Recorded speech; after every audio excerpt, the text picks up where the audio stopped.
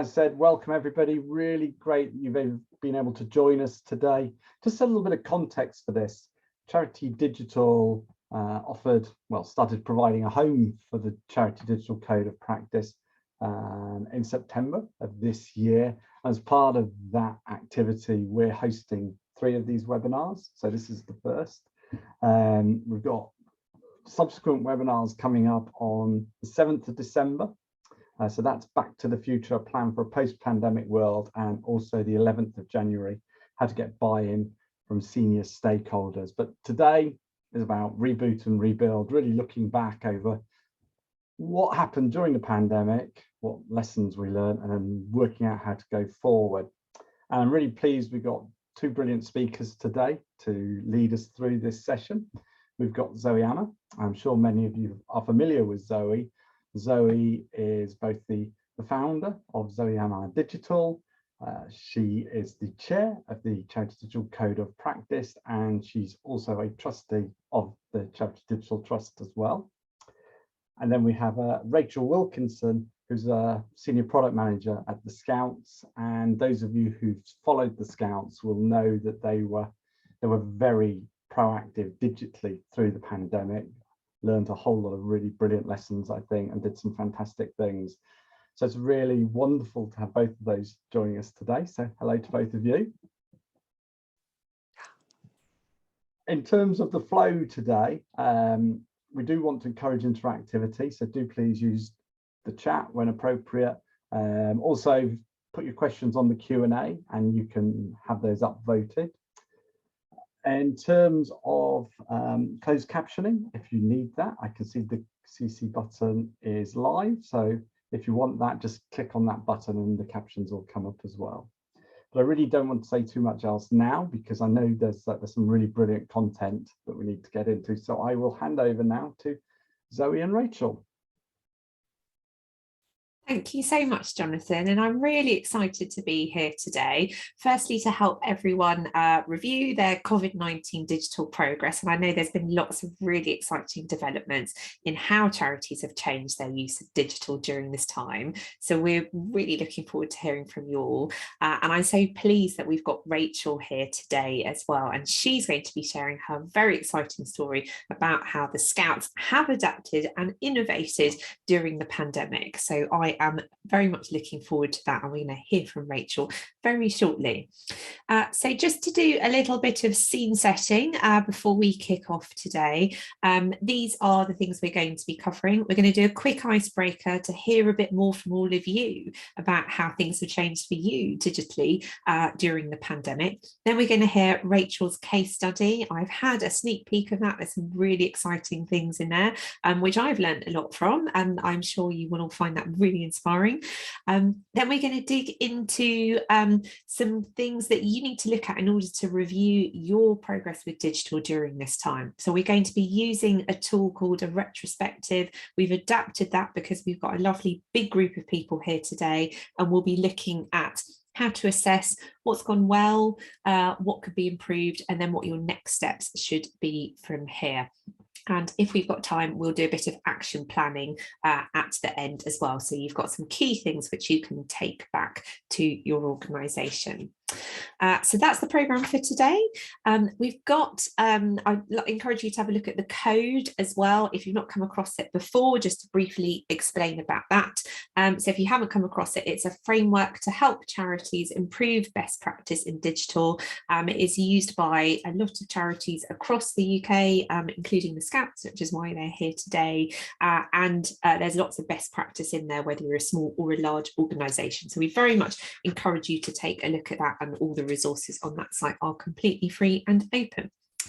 So before we get started and we hear from Rachel, we would love to hear a bit about your use of digital and how that has changed since the first lockdown. So what we'd like you to do is to answer these 2 questions in the chat.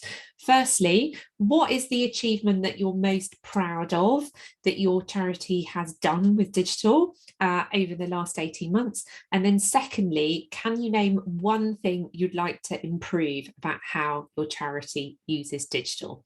So we'll give you a moment to think about that. Then do pop your answers in the chat, and then we'll have a look at those, and then we will hear from Rachel.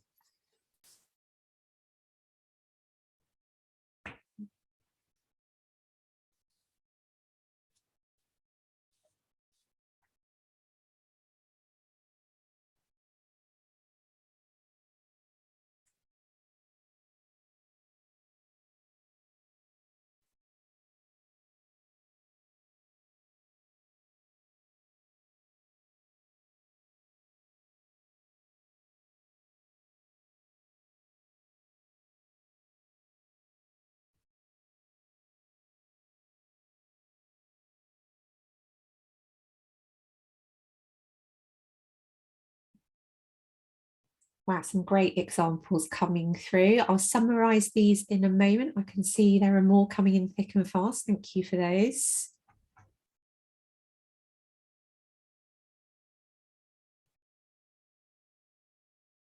Oh, fantastic. So some great ones coming through. Thank you. So Sarah talks about how a teddy bear's picnic event, presumably how that went online. Great stuff, Sarah. We look forward to hearing more about that.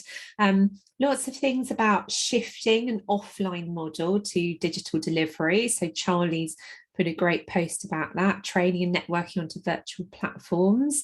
Some great points in here about remote working, obviously a big theme of the last 18 months. So Mary, you've put a point in about that, and also some of the risks around that, including data security. And Laura, wow, you retrained a huge cohort of volunteers, around 150. So that's amazing, isn't it? Because presumably you had to do that in a fairly short amount of time in order to pivot like that. And that's got you thinking about how to make other areas of what you're doing accessible as well. So you mentioned the website there. Fantastic, great. So there's a real theme coming through here about speed, around innovation, around doing things differently when you've got limited resources. And there's a lot here to be proud of as well. It's fantastic, really, really good. Amazing, wonderful. Right, so a fantastic sense there of how people have innovated under a huge amount of pressure with very little budget in which to do it. And I'm really keen that we keep drawing out those learnings as we go through today. Wonderful, thank you very much. Please do have a look at all of the examples if you haven't had a chance to do that yet. There's a lot here to inspire everyone. Wonderful, thank you very much, everyone. So that really sets the tone for the scale of the innovation that we're going to be talking about here today. And speaking of inspiration, we are now going to hear from Rachel at the Scouts, and they have a fantastic story to share about the amount of change that they've made during this time. So over to you, Rachel. Oh, thank you so much, and thank you very much to Zoe and for Jonathan for your kind welcome and inviting me along to this session. So in terms of the Scouts, for those of you who haven't come across us before, the Scouts were founded in 1907, so we're well over 100 years old, and we have around 500,000 young people and volunteers of any gender across the whole of the UK and some overseas as well. We're made up of 8,000 charities as in a federated model. So quite a lot of volunteers and trustees and lots of individuals who spend a lot of time making scouting work on the ground. So as you can imagine with that, we're quite a big ship normally to move or transform, and it takes a lot of time and energy normally for us to create a level of change. So in terms of the case study, I've focused on 3 of the principles from the code of practice. So being user-led, thinking about digital skills and adaptability. So in March 2020, we really shifted our focus very much from how do we support our volunteers to provide great programs to how do we support young people and their families, whether they're a Scout or not, with really fantastic non-formal education materials and support. We of course supported our volunteers as well to continue to run their really great programs that they were running, but that real shift was a really interesting pivot for us at Scouts, which led to us launching the Great Indoors, which is the first badge that was available ever to Scouts and non-Scouts. In adapting the program, we tried out lots of different ways of doing that, whether that be lots of Zoom-based work, sessions for young people led by volunteers. We ran camps and lots of other interesting sessions that were run centrally as well. So really interesting to try out and try out and test out and learn different ways of doing things. So really leaning into that test and learn, user-led, and really pivoting what we do. So we really, in addition, we also, like many charities, had a big fundraising gap. So we used the opportunity to try out some new ways of fundraising. We led a campaign which was actually All for Children in Need as our first campaign. And that was really heavily led by our youth members and our ambassadors, who we really made the most of. And that was a really interesting learning piece for us, and how we might do fundraising digitally, using digital tools to capture people's involvement, but also using fundraising platforms to raise those funding, and also our work on social media. So really lots and lots of elements that we were able to test and learn. We also changed the way that we worked internally to deliver all of that work. We paused most of our strategic planning, most of our strategic plan, really still kept our focus on our strategic aim of skills for life, but really pivoted to having lots of product teams and using tools like Agile and Kanban to really drive forward our work. The other thing that we did is we actually worked with quite a lot of partners. We were really fortunate that we managed to partner with Zoom during the pandemic. We've just recently won an award for that work, which was a really amazing achievement, and delivering out 8,000 licenses to our volunteers locally. We also partnered up with Barclays Digital Eagles, who really helped us drive up skills for our volunteers. And we also buddied up with our colleagues in Girl Guiding, who were also facing really similar challenges in terms of how do we support our volunteers with those digital skills that they needed. So we did put a lot of focus and time into how do we support our staff, particularly those coming back from furlough, who all of a sudden landed in this new way of working. They hadn't been involved or progressed in using Scouts. We were using Teams and a Microsoft platform. So all of a sudden you're landing in a space where you hadn't had that opportunity to work before, and you hadn't grown with the rest of the organisation. So providing lots of training and lots of support to our staff members, but also to volunteers who are running really great programmes. Focusing on our volunteers, we spent a lot of time spending small focus groups and lots of testing and learning, and lots of use of data to support our decision making, and focusing on the content that was most popular, and then building on that as well. So hopefully you can switch over to the next slide, if that's okay. So lots of things for us went really well, and I think for me it was really gaining that understanding that digital had a real purpose and a real aim for the organisation, and would really help underpin the future work that we did. So that focus on digital has really increased across the organisation, which is really exciting. Those new ways of working have led to some creation of new cross-organisational product teams, which again, I really don't think we would have gained that traction if we hadn't have had such a significant need during the pandemic. So the cross-organisational product teams have volunteers working with them as well, which is a really exciting model of working. So we've got individuals from creative, comms, subject matter experts, and others in the team to really support the creation of new products and content. And I mentioned before about trying out new ways of fundraising. We've actually launched our latest campaign, the Acorn Appeal, which is based on all of that amazing learning. This appeal is focused on supporting our new youth section for 4 and 5-year-olds, which we still carried on. It was one of our few strategic priorities that we carried on with during the pandemic, of trialing out a new youth section, which, if I'm honest, is a whole digital use case all of its own. So hopefully maybe Zoe will have me back in the future and we can talk about squirrels.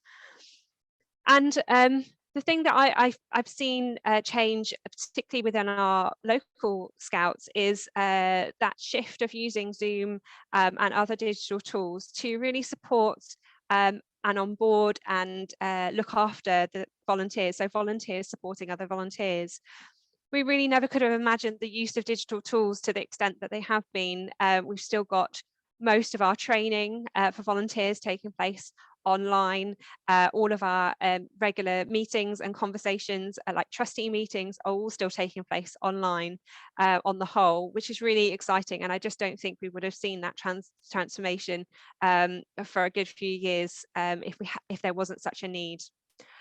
Not everything went so well. I'm sure you all felt very similar, but it was very fast paced. There was a lot of uncertainty and a lot of change, and that did lead to people having quite a bit of burnout. So I think, recognizing that, taking some steps, which we did take as the year went on, but really seeing that from the off, I think would have been a real opportunity. And I think that's just something that we really wanted to consider. I think similarly, you may already feel similar in the same position, but really not doing enough to focus on those who could be digitally excluded centrally. So lots of our volunteers in the communities, they really knew who they needed to approach and support. And for example, some of them were hand delivering goodie bags of packs of things that young people could do at home, particularly those who were digitally excluded. Some people were pushing their local councils for funding to help those who only had one device or one access, maybe just a mobile phone in their household. But I really feel that there's some more we could have done and probably still can do to support those from our headquarters and from centrally. And not everyone's had that moment of change. They did it because they had to, and they very quickly jumped back to the way they worked before. So it's just about how do we approach that longer term, and how can we really embed those positive changes that we had. So hopefully I haven't gone too far over for you, Zoe, and if there's any questions. Yeah, that's perfect, Rachel. Like a true scout, that was just incredibly on time, which is amazing. Thank you so much. I'm sure we'll have some questions coming in a moment. I have to say there was a brilliant, really lively discussion going on in the chat around people becoming volunteers with scouts, which was lovely to see. And I think there was a comment from Jessica, who I believe is the parent of a squirrel, who's having a lovely time, which is very nice to see as well. Can I just ask a question while we're waiting for some questions to come in? And Jonathan, do shout if you spot anything in the chat that I haven't yet. You talked about digital exclusion, which I know is a big issue for charities as they adapt more to digital. Are there any tips that you would give charities who are concerned about that issue? Yeah, I think it's around making sure that you're thinking about that person as a human being, rather than a big number, or considering them as being disadvantaged. In some situations, they're individuals who are just getting on with their daily lives, and it's just not something that's come into their sphere and space, and they just don't feel the need. So it's really interesting to focus on from that perspective. I think in terms of I think for us at the Scouts, it's probably something we need to explore further. I think there's some real opportunities that are happening at a local level, as I said. So how do you tap into those funds that are definitely out there, and really build up those use cases and user needs? Sorry, I feel like I haven't really answered your question, so apologies. No, I think that's really helpful, because it's hard, isn't it? Because there are some issues around digital exclusion which are quite specific to certain regions and what's going on socially and economically in different areas. And is there something there about support people that people can maybe access locally? You talked about people speaking to councils.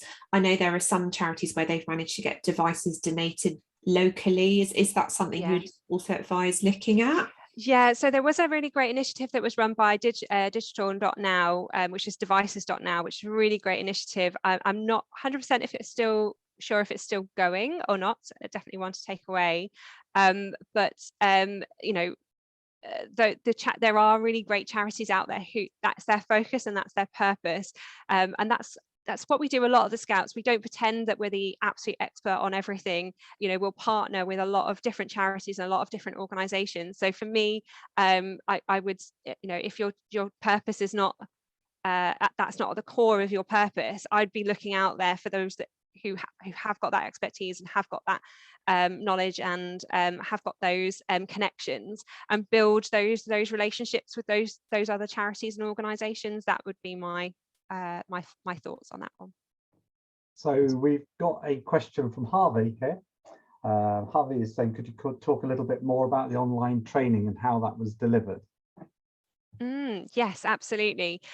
So the online training was provided through the Barclays Digital Eagles, and we also pulled together a number of experts who are in Scouting, who are fantastic at running these types of sessions.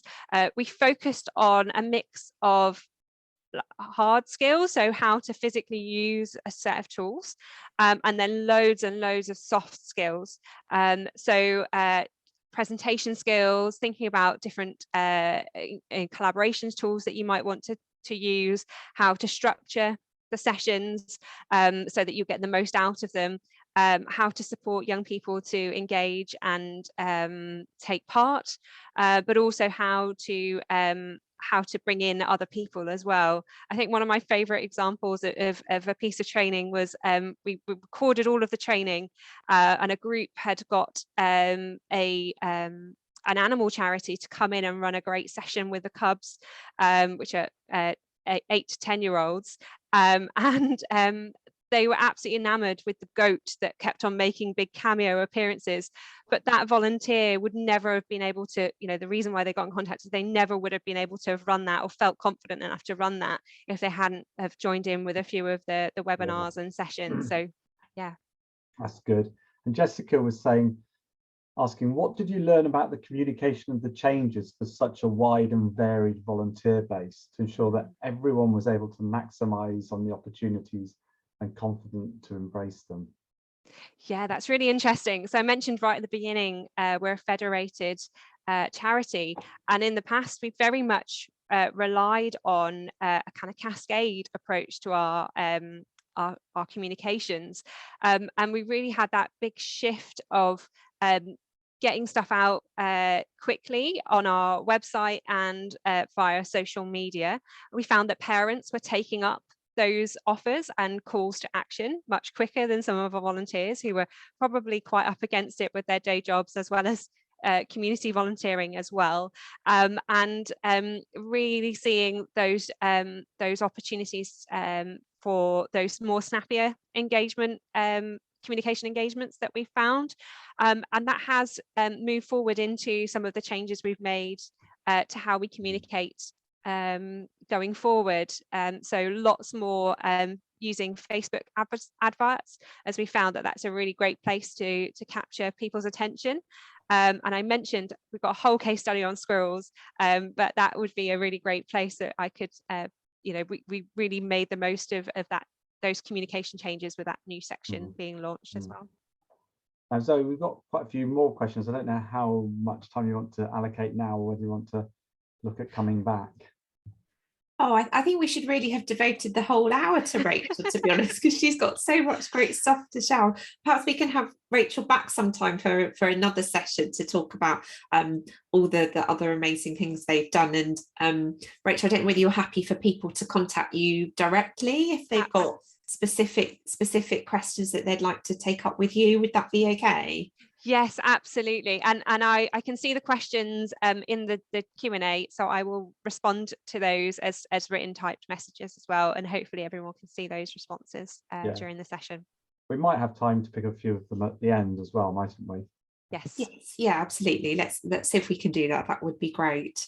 Brilliant. Thank you so much, Rachel. That's wonderful. And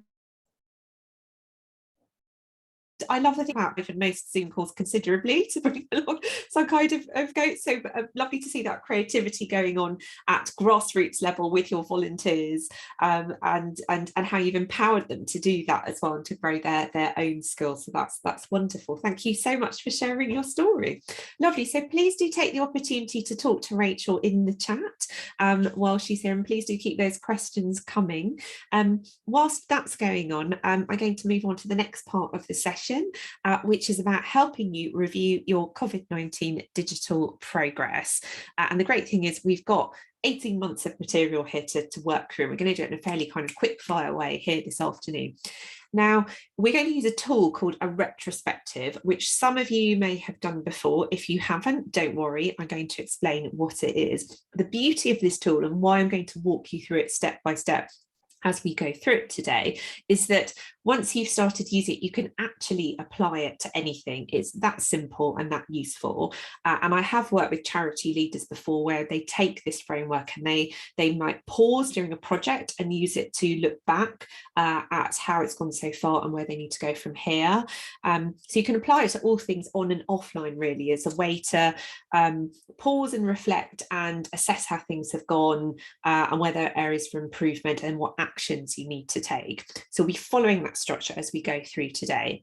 Now, if we were all in a room together, and perhaps one day we will be, what I would be doing at this point, which is equally applicable to setting up the activity online as well, is just running through some points around the kind of the sort of scene setting for the exercise, the conditions for doing it in. So the whole point of the retrospective is to look at it as part of continuous improvement. So really it's about taking a breath and looking at where we go from here, and quite often a longer term project, or maybe even a short term more intense project, you might do this a bit more regularly as well. So it's a very versatile tool. If you were doing it just with your team, I think it's quite helpful to look at it in the context of there's nothing here about judgment. It's very much about just getting all the ideas out on the table and looking at where you can go from here. So I think it's important, if you're taking away this exercise to run internally, just to have those pointers in there. And we're going to adapt it today. We're going to use a chat function instead of the whiteboard. So I'm very excited about doing a retro that way today. So thank you for coming on the journey with us to do that. So where do we begin? Let's begin by looking at these three areas, and we're going to take them step by step. So firstly, we're going to look at what went well. So that was why we were trying to get you thinking about achievements and what you were most proud of. So we'll look at what went well first, and we'll get you to put your ideas in the chat. Then we'll have a brief discussion. Then we'll move on to what could be improved. Then we will look at next steps, and then we'll do a bit of a summary of key points and also have a bit of time for questions before we finish at 3 o'clock today. So without further ado, let's begin with what went well. So what I'd like you to do is to take a moment, think about this and put your ideas in the chat. So looking back to March 2020 right through to today, what are you most proud of in terms of your achievements, and what is the data and the evidence to support that? So just get down as many ideas as you can on that. And then what I'm going to be doing with the assistance of Jonathan and Mimi is just doing a bit of summarising and seeing if there are any themes that come out of all of your responses that we can then reflect back to the sector as part of our work on the code. So go for it. Please do put your ideas in the chat.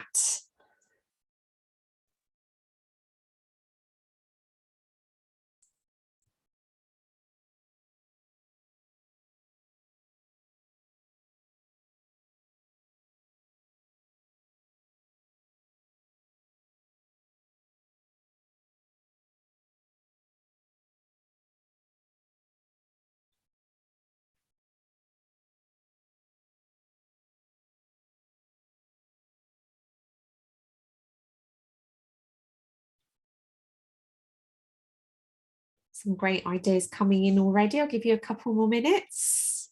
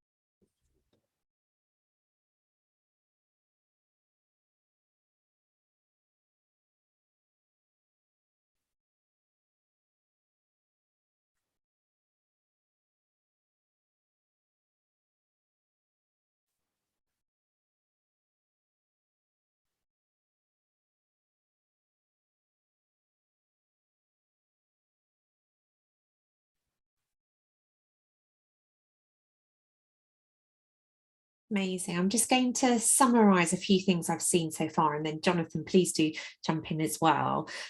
There's some really interesting things emerging here about scale of adaptation and also speed of adaptation. So a few people have mentioned the speed of adapting to working from home, new ways of delivering services digitally. We've seen that in quite a few examples, which is wonderful. And then a few other people talking about different ways in which you were delivering those services as well. So I think there was an example from Graham. Actually, we've got so many great examples in the chat now about using lots of different new methods. So whether it was video, whether it was doing things on the phone. I think I saw another example perhaps from Lindsay about offering podcasts as a way of delivering learning and training, trying out all these different methods in order to not replicate the service, but find different ways of offering those services online. And here you can see all this creativity and innovation at work, which is super. Jonathan, anything jump out at you from the chat? Oh, I think you're on mute, Jonathan. Sorry. Yeah, sorry about that. Everybody, I really should know well enough by now, but anyway, You've done it, don't worry. They kind of coalesced into three areas for me. So there were those about the kind of how well people managed to get the remote working, home working environments set up and running. And it's really interesting. Quite a number of people have expressed how that's actually persisted now that they've moved into kind of a blended working environment where they're using the best of both. So that was interesting for me. There's a lot of people who've been very successful in terms of delivering services to support their communities remotely. And there's a real theme as well about being able to extend their reach to new audiences using more digital tools, social media, things like that. So those kind of stood out as three really big themes. And then there's kind of smatterings of things like, yeah, people using the online fundraising techniques as well to bridge the funding gap that many charities actually had with the loss of face-to-face events. Great, thank you, Jonathan. That's really helpful. Yeah, absolutely agree with that. And I think within that, there's a really nice theme emerging from some of the latter comments about sustainability. So there's a great point that David's made here about flexible working, remote working becoming much more the norm, which is great. Really good to see that. And then some great points here. Graham's made a really good point about fundraising and also where some investment in a particular role helped grow that digital fundraising, which is great. So it's interesting because I think if we'd done this exercise perhaps even this time last year, there would still be a bit more short to mid-term thinking, but there's already some really great analysis going on about, well, what does this mean for us in the long term? Where can we sustain some of these developments as well? And there is a bit of a theme in the comments around how it's changed people's behaviour, whether that's staff, whether that's donors, whether that's people who use services as well. So this is super. I feel like I'm seeing the transformation of the sector as we go through all the comments. So just to add another one as well, actually, Tim's called out analytics and data being very useful. It's one of the things I love about the digital environment is that it's much easier to collect those types of digital metrics. So he's been using the social media platforms and Google to drive analytics, and that's actually become part of their KPIs as an organization. So I really like that as well. Yeah, definitely. And again, reflecting on the sense of progress overall, I think what's really lovely about this is that if we all think back to those first few days in March 2020, when everyone was panicked and nervous, right? Even if they're quite confident with digital, it was a very unnerving time. But what we're seeing here in the comments is a real sense of confidence, people being much more confident about the skills they have and open about the ones that they don't have and they still want to gain, and thinking about how they can build on their strengths from during this time. So that in itself is brilliant to see. Fantastic, thank you everyone. So now we need to have a look at the other side of things, which is about what you would like to improve. So what would you like to develop?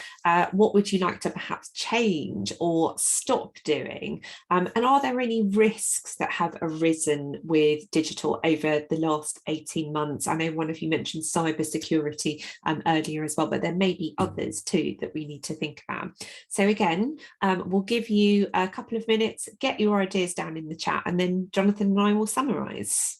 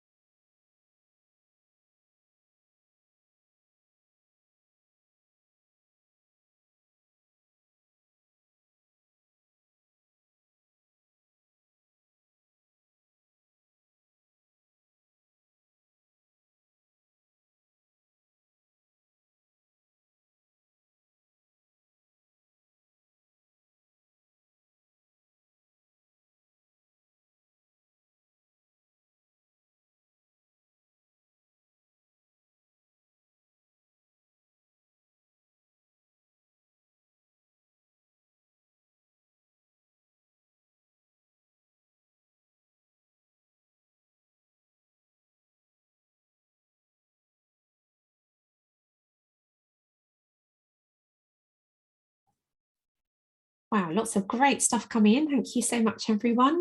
Jonathan, what's jumping out at you from the chats? So I think you've already touched on the security aspects. They come through very strongly, and there's kind of an overlap with GDPR there as well. Obviously, some of the GDPR considerations are separate, but if you're storing any personal data, and obviously many charities who are providing services to individuals are, then there's a GDPR obligation to safely store that data, to safely handle it and manage it. So that's really leaping out at me. There's some interesting points around, so for example, Tim's talked about digital blurring the work-home balance and needing to manage that very carefully. We actually saw that in Charity Digital when we were kind of in the midst of the pandemic, that, yeah, there were times when I think it got overwhelming for everyone. And I class myself in that as well. So those definitely need to be carefully addressed. Oh yeah, Mira, onboarding new staff, harder to integrate and absorb them into the culture of the organisation. I again identify personally with that. We have had some of those challenges in Charity Digital. So that's something to think about also, where even in hybrid working, how you continue to overcome those in the future. Just glancing through the rest, skills shortages, which I think they might have been an issue then. I think they're probably very much at the fore again now, because we're also talking about an environment where there's 1.5 million people left the UK as a result of a combination of Brexit and the pandemic. So there are less people available to hire. So that is going to obviously exacerbate skill shortages. What was jumping out to you, Zoe? Yeah, thanks, Jonathan. Yeah, I was nodding there because the point that a few people raised about skills, which you also mentioned there, I'm definitely hearing about a lot of charities struggling to hire people at the moment. I don't think it's just the charity sector, actually. I'm hearing that from lots of people trying to grow teams across different sectors. So I think that's a really, really good point. And I wonder whether that's where we'll need to get creative around digital skills. I have heard of a few organisations hiring people through the Kickstart scheme and growing their own talent that way. So maybe that's something to look at too. And I think these comments are so useful because, as well as those themes that you mentioned there, I think there's also some really great points about, now that we've got all these tools and we're doing things digitally, what does the user journey look like, and how can we make sure that's as clear as possible? And a few people have mentioned that, actually, and I think it also relates to the point about cybersecurity, as you mentioned there, Jonathan. If you've got a user journey that's a bit fragmented, that's a bit unclear, that's where some vulnerabilities can start to sneak in as well. And there was an article I wrote a little while back about where perhaps you're offering digital services to people, and if you do have all those different platforms and choices, and you're having to do some safeguarding within that as well, just making sure that you know at which key points you really need to be on top of looking after people and making sure they're safe is absolutely vital from a data perspective as much as a well-being perspective too. So it's good to see that in there also. Anything else that you've noticed there, Jonathan? Yeah, well, hang on, just lost them briefly. I think there were some issues around potential digital exclusion. So where individuals who had maybe previously been accessing a service just disappeared. And I think we all have to assume that they didn't disappear because their needs went away. They probably disappeared because they weren't able or didn't want, and we can't actually judge which of those two it is. But they didn't use those digital channels. So there's definitely risks there. Some of those translate into technology issues. They don't have the technology to access. Some of them translate into skills and motivation issues. So I think that's super important. Yeah, I think that's absolutely right, isn't it? How can you make sure that people are still engaging, particularly where it may be really hard to reach them digitally? And it reminds me of a youth charity that we were working with recently. They really made the use of the good old-fashioned phone, you know, as a way to keep that engagement going with people, and also to prompt people towards their digital services where they could as well. But you're right, absolutely, it's a real challenge for the sector during lockdown and as we come out of it. Okay. Yeah, sorry, just a couple of other points actually, which are quite relevant. A few people came at it from different angles. One person talked about looking at what you're doing digitally and being targeted with it. So not just, I guess, not just concentrating on quantity, but being very focused on what is the best digital content to put out. Someone else has referred to, Kitty has referred to, they're kind of like so many ways to deliver services and content that it can be overwhelming. So she'd like to review those more to decide what's best in terms of efficiency, also considering data security and that. So I think there's that's calling out a recognition of maybe a need to be a little bit more strategic in terms of looking at what's happened and then planning the way forward in the best way. Yeah, definitely. I think that's right. And I think there's something here about, it's almost that portfolio management piece, isn't it? So given that we've got all these different tools and choices to offer people, where are we going to prioritize our efforts now, and where we may need to invest further now as well? Okay, great. So let's move on to how we bring this all together. So what I'd like to get you to think about now is how you action your insights from today. So whether that's areas you've identified that are going well and you want to build on those strengths, or whether it's areas for improvement and you've identified some really good ones in the chat. What are you going to do to build on those two different areas? So again, we'll give you a couple of minutes, pop your ideas in the chat, and then we'll see where you're at.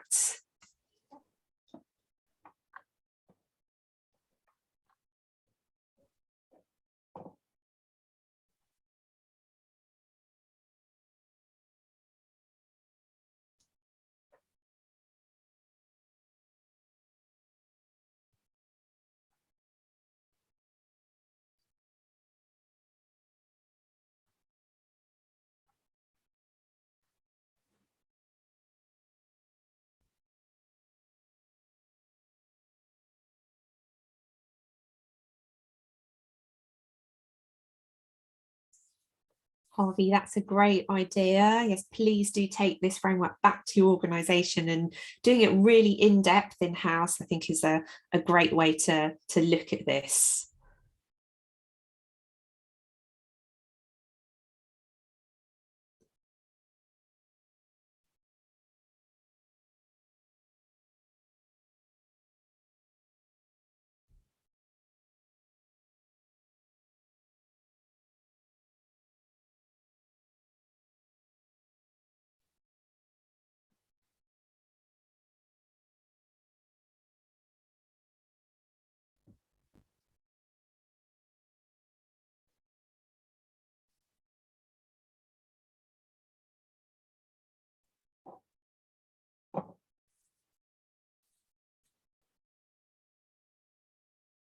Some great stuff coming in. We'll just give you a few more seconds and then summarise.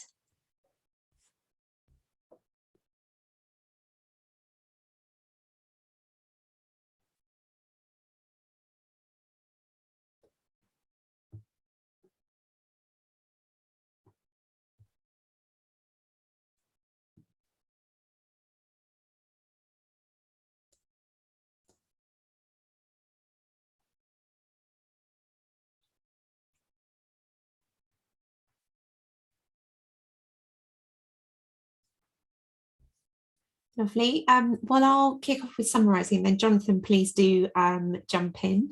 Yeah, there's some great stuff here. Thank you, everyone. So lots of people looking at running similar sessions back in-house with their team, which I think is great. What I always think works really well about a retrospective is that it essentially creates a shared understanding of these different areas around what went well, what could be developed, and then where you go from here. And I find that actually saves a lot of time in the long run and kind of re-energizes people as well. And to that point, I know a few people have also mentioned celebrating success. I think that's a really good point, particularly at the moment when so many people are burnt out, they're really tired. Rachel talked about burnout in her presentation. It's happening a lot across the sector, as we all know. And I think celebrating where things have gone well, maybe trying to share those stories internally of, look, we did this and we did it in really difficult circumstances. That's a great way to recognise people's efforts during this really challenging time. Yeah, and I think that sounds really really sensible, and also quite a lot of comments here about consulting with key people, so whether that's the sector, whether that's key stakeholders, and taking their soundings on where you go next with digital is a really good approach. So I like this, it feels very consultative. Jonathan, what's jumping out at you? Yes, I reinforce those points. Pleased to see other people kind of saying they want to broaden the retrospective. Pleased to see quite a few people saying they're looking at the plan side of things. You know, some people are describing it as a strategy, other people as a plan. In a sense, strategy is a plan. So that's what's most important for me, to kind of take those lessons and work out how they apply to the future. And how to make the most of it. So that's really jumping out overall. I think that's probably the main areas. Yeah, that's great. Thank you, Jonathan. And I just wanted to pick up on this lovely comment from Mira.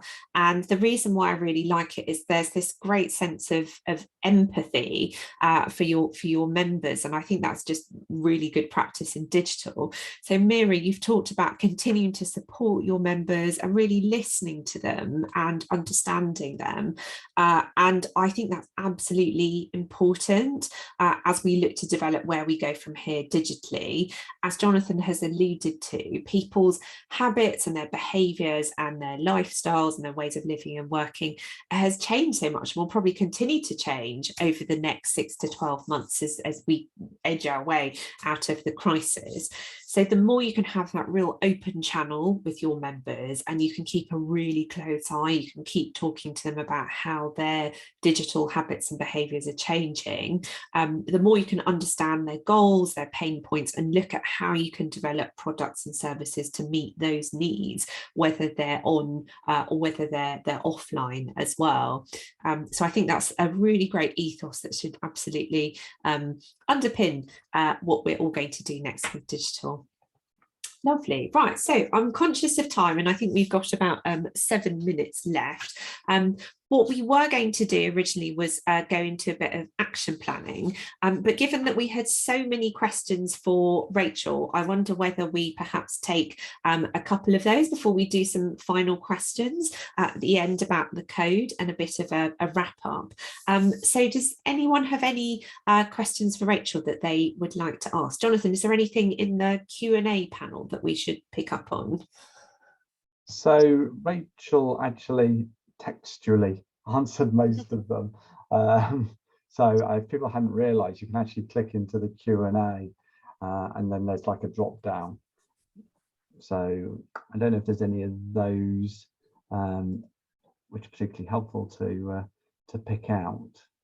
Yeah, there was someone was asking about, were you able to demonstrate evidence of engaging with greater diversity through the program? I think that's really interesting, because that pulls out a potential huge upside benefit of digital done well. So let's share the answer with that publicly.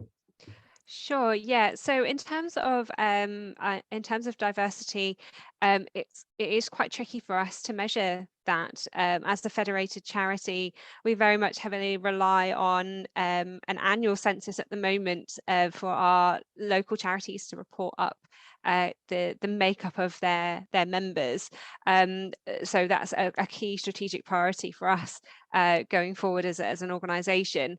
But anecdotally, we do know that in particular we're reaching young people who may have felt excluded by the opportunities of Scouts. So that opportunity to work solo on the badge requirements, and also had a really interesting anecdote from a young person who has autism, and we traditionally come together each year for St George's Day, which is a big moment in the Scouting calendar, and turning up to a location where there was 300 people, you know, not knowing what was going to happen, switching that to an online format suddenly became that so much more accessible to those young people. So yeah, it's really interesting in terms of that diversity question, and it's a tricky one for us in all honesty. And a new question from Tim: how is the Scout Federation adapting to gather data throughout the Federation so that data can be analysed to a much deeper level? Yeah, absolutely. Again, I probably could do a whole other session on that one as well. So at the moment we have quite a lot of data on our volunteers, and we have a lot of insight on our volunteers who are taking part, but our young people is quite a big data gap for us. So at the moment we're just in the process of shifting our membership platform to a different platform to enable us to make that much easier.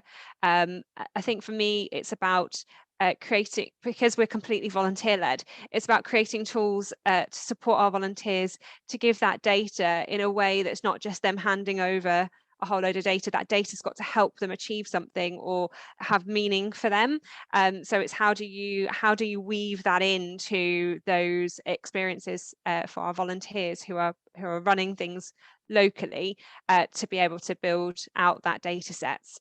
In terms of the work we did during the pandemic, we did collect quite a lot of data, particularly from parents directly who wanted to sign up and engage with us centrally. So that was really interesting insight that we gained and really helped to shape quite a lot of our work in that space. And Mira's raised this kind of a related question. I think it's a really good one, because she says there's more thirst for getting data from everyone we connect with. So obviously they can analyse and then market using that. But how can we balance that against engaging with as many people as possible without demanding personal data from them? Yeah, it's really interesting, and I kind of lead back to my point I just made in the question a few moments ago. You know, it's that data's really got to serve a purpose, not only for the individual who's giving that data, but for the person processing that as well. You know, it's one of the steps we're taking is really questioning every single data point and really making sure that we've got a clear purpose for collecting that data for us as an organization, but and for the user. We're doing a big piece of work in collaboration with Girl Guiding on our volunteer welcome experience at the moment. It's a really exciting project, and that's one of the big areas where we're looking at how do we collect data in a way without demanding loads and loads of personal data up front. It's a really interesting balance.